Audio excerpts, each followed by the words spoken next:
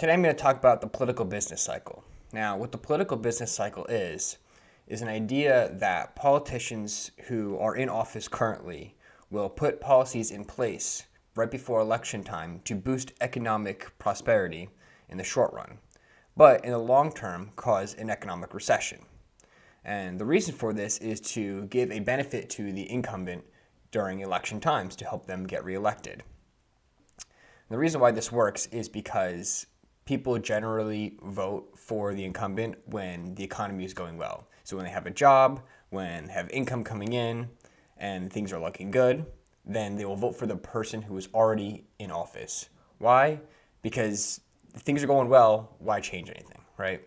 And the reverse is also true. So when the economy is not great, if the unemployment's high, if inflation's high, then they will tend to switch the party who is in place because things aren't going well. Hey, let's switch it up. Let's try something new. And that's the idea of the political business cycle.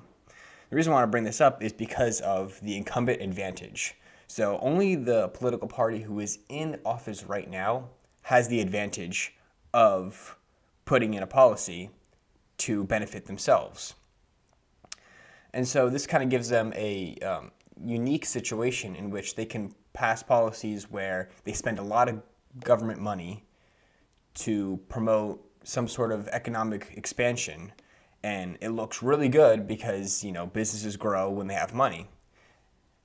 But what happens then is, in the long run, this increases inflation, and it causes other problems depending on the policies passed. And it doesn't come into effect until after the election is already over. So people experience this economic expansion, everyone's very happy, they vote for the same person in office, but what they don't realize is that who they voted for in office, who they reelected, actually now is hurting the economy and is causing a recession in the future. It's sad that this works, but it makes sense because voters have a very short-term memory. The president is in office for 4 years. People don't remember what the president did in the first month of being in office when it's time for re-election. It's too long ago and no one cares. People only really live in the moment. I mean, humans do have a great benefit compared to other animals or any other species where we do understand the concept of time, where we can, reminisce on the past and also plan for the future, but it's only to a certain extent.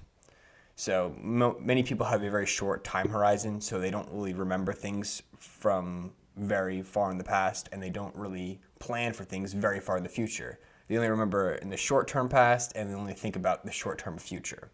So that's why this incumbent advantage actually works. It's because voters really only think about the immediate present right now. So if you want to promote yourself to get reelected because of how well of a job you're doing, you really just want to make sure all the policies you're putting in place directly before election are good economic expansion policies, regardless of whatever the consequences are later, because the consequences that are later won't matter because people will forget them by the time the next election comes around. So that's why we have this political business cycle of when elections come around, expansion happens. And then after the election, then we see a recession. And then the next election comes up, we see another expansion, and then another recession following that. And that's how we kind of get that cycle. Now, the biggest example and most recent example, I'm using the most recent because most people don't remember things from more than a couple of years ago, right? So in this recent midterm election, what the Democrats and President Biden have done was promote the policy to forgive all student loans that are government-based student loans, so not your private loans. But still, that's a lot of money that he's saying that he's going to forgive. Or at least he said he was going to forgive up to like $10,000 or something like that, whatever the policy they were trying to promote was. And when did they do this? They did this exactly a few months before the midterm election. And so they put in this policy, he announced it, made this big whole spiel about how we're going to forgive student loans. And what does this do? It promotes Democrats for the election and saying, look, if Democrats support this idea of forgiving your student loans, therefore you should vote for us again because we're going to make sure this policy passes. Even though they knew well enough that that is not actually legally allowed for them to cancel student loans. They don't have the authority to do that. But yet they announced this and they were pushing this policy right before the elections. And what happened? Democrats, they won the election.